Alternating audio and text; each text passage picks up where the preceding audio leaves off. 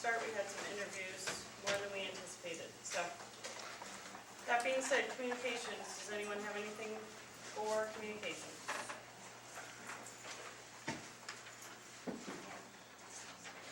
No? The weather from Pete Menzo is just because we're involved in DC, that makes it that. Really?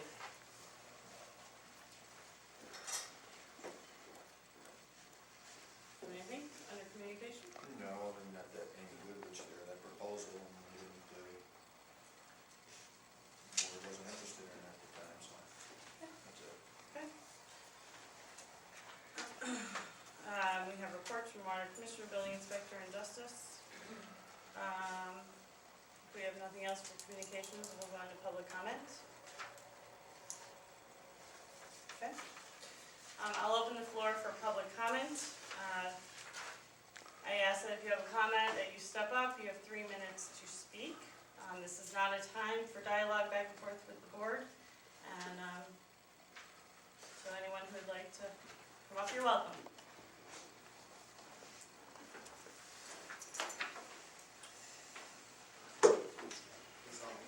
Okay. Gino Santa Barbara, town planner. I'm also the chairman of the Princetown Comprehensive Plan Merging Committee.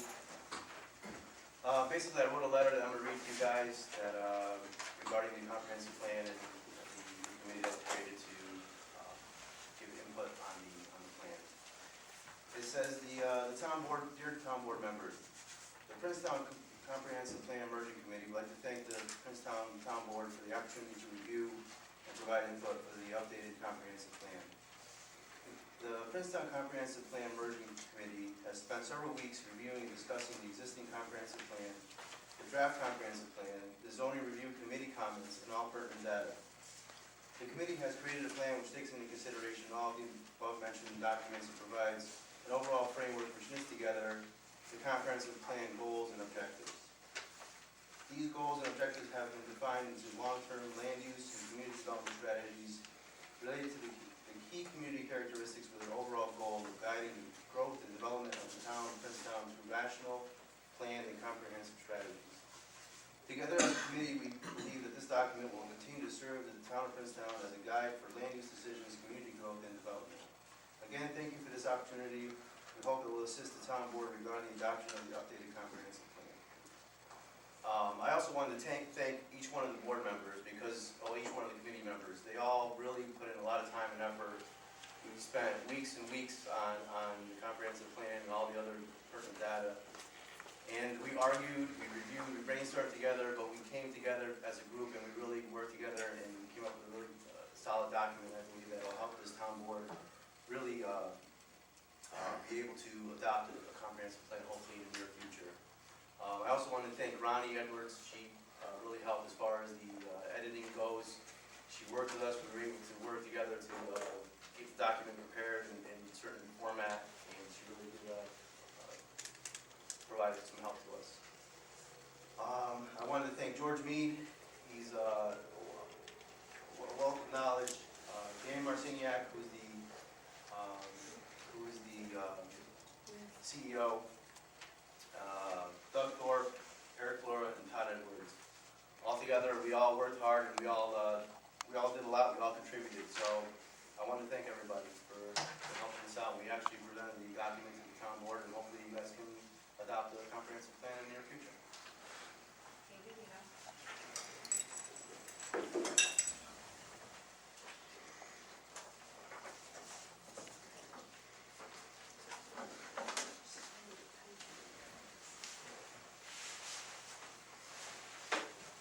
Anyone else?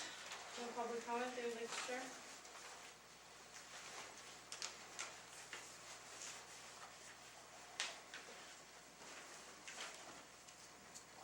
Quiet crowd tonight. Michelle, would you like to? My name is Michelle Van Wert. I live at 1924 Scotchridge Road, and I am the judge in the town of Princetown, Town Justice. I'm here tonight to publicly denounce any lies made about me by Norman Miller and written with no investigative reporting by Justin Mason, a reporter for the Schenectady Gazette. In a recent memo, Mr. Miller indicates that the town judge had a personal issue with her family dogs becoming a problem with her neighbors when she let them run unattended and threaten children in violation of town law. The tickets issued to me by the animal control officers at that time were, in my opinion, a witch hunt to make me look bad in my capacity as town justice. My adult sons own the dogs in question, not me. And yet the same animal control officers chose to try and make an issue out of nothing more than violations of the town law. This was supported by our town attorney at the time, and again with no merit, and I was forced to hire counsel, and he stated to town council that if the harassment continued, a malicious prosecution would be brought against them. The harassment did stop, and the animal control officer subsequently resigned. Let me make it perfectly clear that no children were ever threatened. No dangerous dogs were ever deemed. The statement to the New York State Comptroller by Mr. Miller and written by the Gazette reporter Mr. Mason is an out-and-out lie. Secondly, Mr. Miller also included in the statements additional fees that the town attorney was paid to deal with the State Judicial Ethics Committee on behalf of me, the town judge, that should not have been billed to the town. I have never had counsel assigned to me by the town of Princetown for any action being taken by the Office of Judicial Conduct, nor has the town of Princetown ever paid for supposed counsel on my behalf. These private proceedings are ones conducted with the utmost confidentiality, and at no time was I accompanied by the town of Princetown's attorney. Once again, the statement to the comptroller by Mr. Miller and written in the Schenectady Gazette by Mr. Mason is a lie. It is evident these accusations are meant to make me look bad in my position as town justice, and with the help of biased, sensational reporting on the part of Mr. Mason, who I might add never did investigate whether the allegations made by Mr. Miller had merit, have caused damage to my professional character and standing. I was elected in 1998 to serve the town of Princetown as town justice, and it is evident by those who have endorsed me and who have supported it and elected me that I am qualified and that I have the respect of this community. I will continue to serve this town with honor for as long as I am elected, and will not stand for any more defamation of my character and ability to serve as justice. Such statements are libelous and slanderous, and if the malicious and vindictive premeditated assaults I continue, I would have no choice but to take further action to protect the honor and integrity, not only myself, but that of my children and those I serve as the town justice in Princetown. Thank you.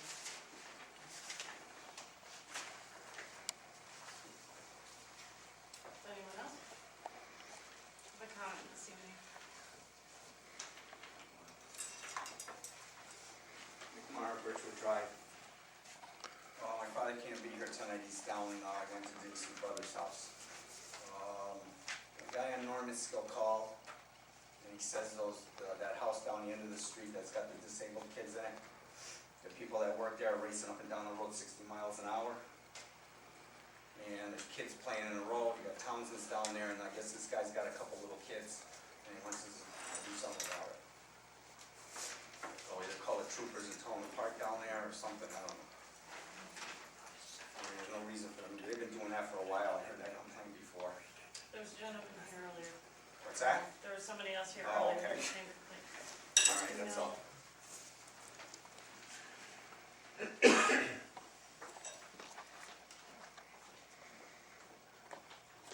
Anyone else?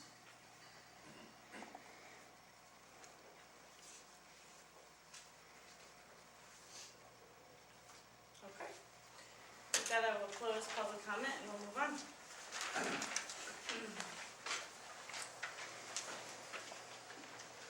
We'll move on to minutes. Do I hear a motion that meeting minutes from March 8th, 2011 be accepted as amended? Resolution number 11-445, omit voucher number 16, with total of claims being $9,637.03. Do I hear a motion for that? Bob? I'll second. Bob? All in favor? Aye. Aye. 5 ayes, motion carries. We'll go on to old business. Where's George? Town Hall and Trooper Barracks. Over here. Couldn't see behind Eric, sorry. Town hall, nothing going on there. Trooper barracks, we fixed half a dozen lights down there, the drain in the women's bathroom. The lock in the front door fell out, so we managed to get that fixed for me. Outside of that, everything is pretty much going on right. Okay. Very good. Highway, other than Normansville Drive concern, next out of town, so we'll skip over that. Oh, sorry, didn't know you had. Nick asked me to tell, the town board that he checked all the roads, and he's got 3 people coming to, give him prices for, Princetown Plaza, Rooter Drive, and Willow Run. And he's getting 3 prices to see what they figure should be done. And the plaza, he's talking that probably have Katie Company or something like they did the other roads to fix that. And he also got a call from, Bonneview, and he went up there and looked at it, and he told them the best thing they could do is get a load of rubble, and they'd have to spread it themselves, because potholes are big, the town, is not responsible for it. Are they planning on replacing all the roads? Replacing all the- The roads in Willow Run, is that what that's for? They're gonna fix what they can, the cheapest way we can do it, that's Within budget. within budget, what we budgeted this year.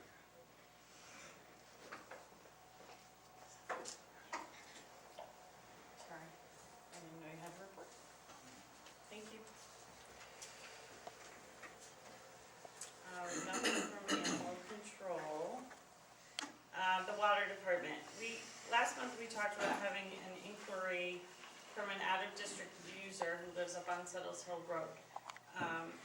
George has had a conversation with Doug Cole about pressure and getting water, and I would like you to explain to us how expensive it is and what it entails to get them and what our responsibility is. State laws and the code says we have to provide constantly 20 pounds of pressure to the house. Engineering calculations right now, the height of our house, puts us at that 20 to 21 pounds on a good day, hopefully, with full tank. If the water drops down, they're not gonna have 20 pounds. If you have a fire, they're not gonna have 20 pounds. We're running the tank a little low right now because of the fact that there's no turnover up there. You're supposed to turn over that tank 1/3 of the day. That's 150,000 gallons, and we're doing 8,000 to 10,000 gallons a day, so I have a heck of a time trying to turn it over. If we have to put a booster pump in, it means putting a small building up there, putting electric, putting heat. The cost to the town, not the resident, the cost to the town is $15,000 to $20,000 to do this. And we would be And we required have to put it in. We're responsible for the electric and the building and maintaining that pump. At the house, the resident would have to put another pump in to boost your pressure up to above 20 PSI. Right. Doug's Cole recommendation is, even though you're at, the 20 to 21, if you put this thing in, and because of going up grade and going through the pipe, it kicks that thing down below 20 pounds. Now you're committed to these people putting this $20,000 expenditure. They're out of district users. They're out of district. And I think, It's not feasible. what? It's not feasible. That's why I asked George to explain to everyone, because that's it, for one outside user, not feasible. If there were a bunch of them, or it was a commercial business, Commercial good. it might make more sense. But for one resident, but I wanted him to have the chance to explain to you guys the situation before I sent a letter, because this is a board decision.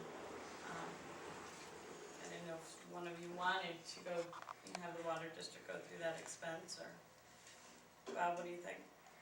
No, I don't have to agree. Todd?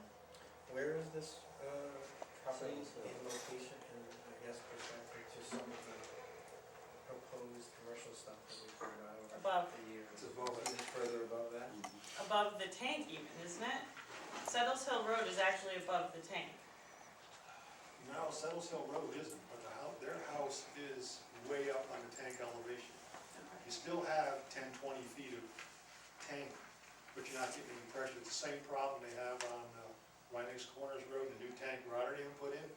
That's why the people up there can't be on the water line, because there's only a few feet of that tank above their house, and you can't get pressure. Right, even though infrastructure is a responsibility of an outside user to pay for the engineering and the infrastructure, this is not something that would This be is for not- them to be responsible for this. we This would is pay. something I've talked with Jack Frame from Schenectady County Health Department about too, you know, he says, you have to, you know, this is your cost, this is the town's cost to put this water in to the house and make sure it's 20 PSI. He says they may pay for the water line from the main up, but you have to guarantee them 20 pounds of pressure 24 hours a day. So if you had a fire, they might not have any water at all. Or if you take the tank out of service and do repairs onto it like we did last year, a year and a half ago, they aren't gonna have water pressure.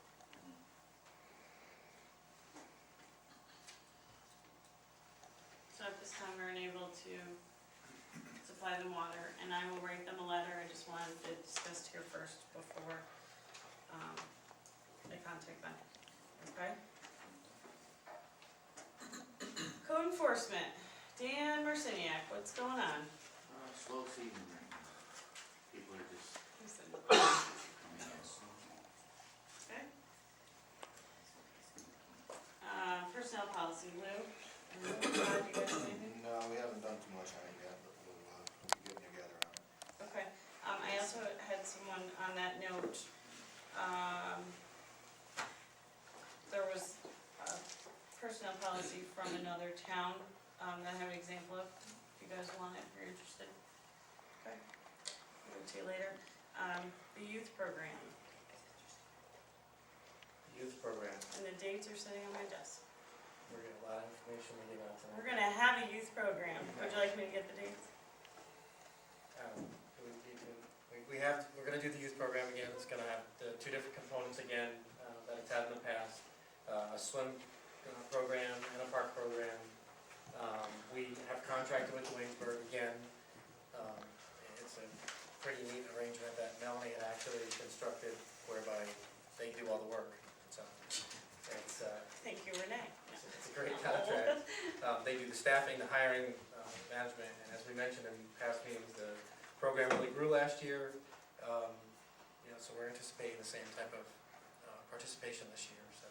The dates, were they in the newsletter that just went out? The dates were in the newsletter that just went out. I think the 11th through the 22nd is the swim lessons at the DAC. And then the 25th through August 5th, no, I think it's 3 weeks, August 12th. That's the park program, I believe. But the dates were in the newsletter. And registration forms will be online. Yep, this year registration forms will be online for folks. That's an enhancement too. It's in here, tell me. And they'll also be available here at Town Hall for, that's what we've done in the past. You want the date? Yes, please. July 11th to the 22nd is the swim program, and July 25th to August 12th is the park program. Was it close? No. It was close. Okay. We'll move on to new business, general fund transfer. This transfer, is going to, we're doing a transfer because last year there was a there was a grant for the parcel tracking system. And parcel tracking system, there was a grant obtained through Department of Education.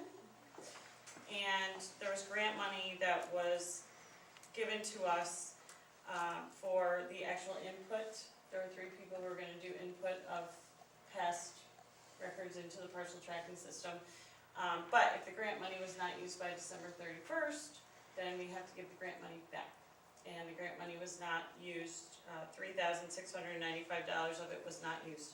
So do I hear a motion that the town board approves the transfer of $3,695 from 19904 contingency to 80212, the planning grant? So moved. Bob? Second? Lou or Doug, which one? Lou, we'll give you that. All in favor? Aye. Aye. All right, Aye. 5 ayes, motion carries. Okay, general fund claims, do I hear a motion that the town board approves claim number 66 to claim number 89 in the amount of $33,919.17? What's this one for? General fund claims, all those claims you looked at today that were in this red binder, that is this. Do I hear a motion for that? So moved. Second? I'll second. All in favor? Aye. Aye. 5 ayes, motion carries. Water fund transfer.